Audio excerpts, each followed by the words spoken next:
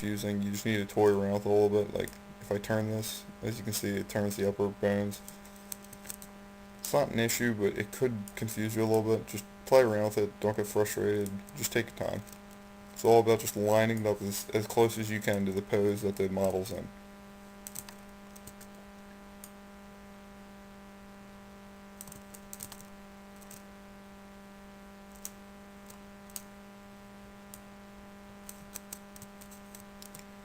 I'm going to go ahead and I'm just going to pause this for a minute and set this up so you're not watching all my process, and we're going to get into skinning once I come back.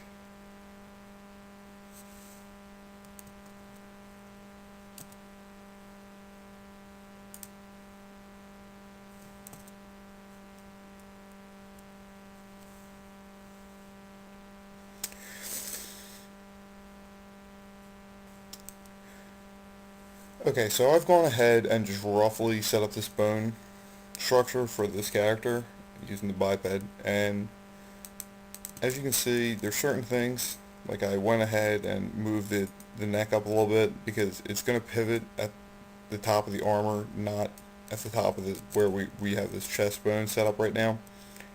And there's nothing wrong with doing that. It's still going to pivot the same way. Don't be afraid to do that, but as a rule of thumb, you probably should keep them together just because it keeps it a little bit more organized and might help you visually see how the skeletal structure works for the character. But that aside, what we want to do is we just want to go ahead and unfreeze our model with the unfreeze all, and we'll bring it back to 0 so we can see what it looks like. We don't have too much sticking out of the bones, which is a good thing. You don't want to have stuff just jutting out because it's going to cause some issues when you actually go to animate them after you skin them. So what we do is we go into the modify panel of the Master Chief. You can see I have him selected.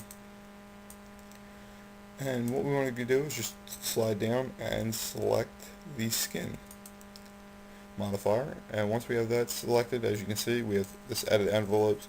We have this panel right here that says bones and it says add. As you can see, there's nothing in the list. So what we can do is just go to add, and we don't need the bip because it's not actually a bone, and we don't need the footsteps because we're not working with that. So just go ahead and select everything underneath of that, being that you should have deleted everything else that wasn't part of the Master Chief model. You should just select everything on the list except for the bip and the footsteps. Just go ahead and select that. Now, what happened? Well, from the looks of it, nothing happened. But really what happens, if we go in and we select edit envelopes now, what you can see is we have this circle, it's basically a capsule shape, which is encompassing parts of the model, depending on what bone you have selected. And you can easily go and jump from envelope to envelope by grabbing these gray lines with the dots in between, or with dots on the end. And as you can see, that's the envelope for the upper arm. But what we need to do is we need to go ahead and just modify these envelopes just a little bit, because as you can see, we're controlling some of the chest with the arm bone, which if you look in a mirror, that's not how it works.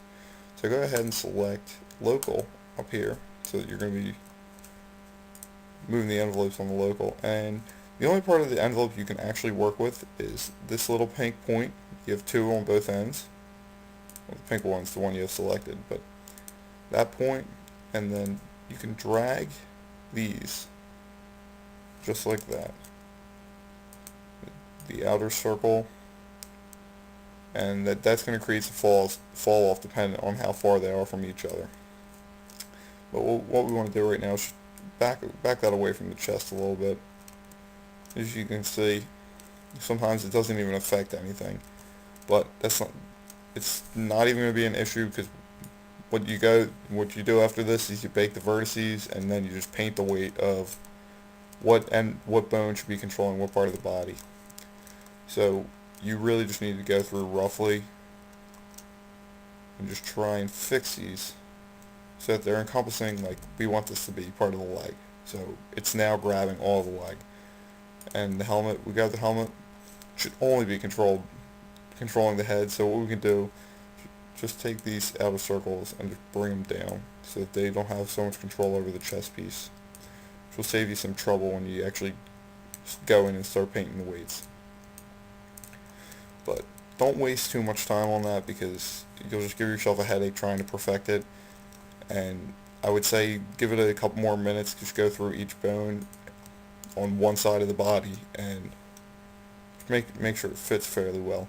Since the clavicle doesn't actually move anything, I would say just minimize the envelope as much as possible so that it's not really affecting anything, because frankly he can't really move his shoulders the way that we would, being in just our skin. Since he's in armor, it's going to confine his body.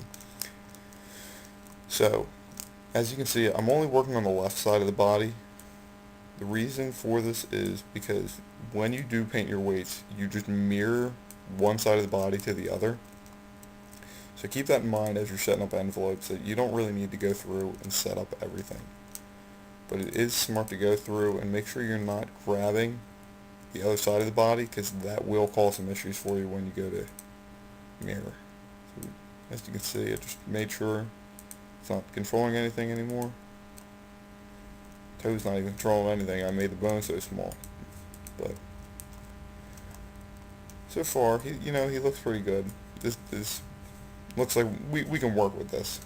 So what we're going to do is just go down farther in the modifier, and you'll see a little oven here.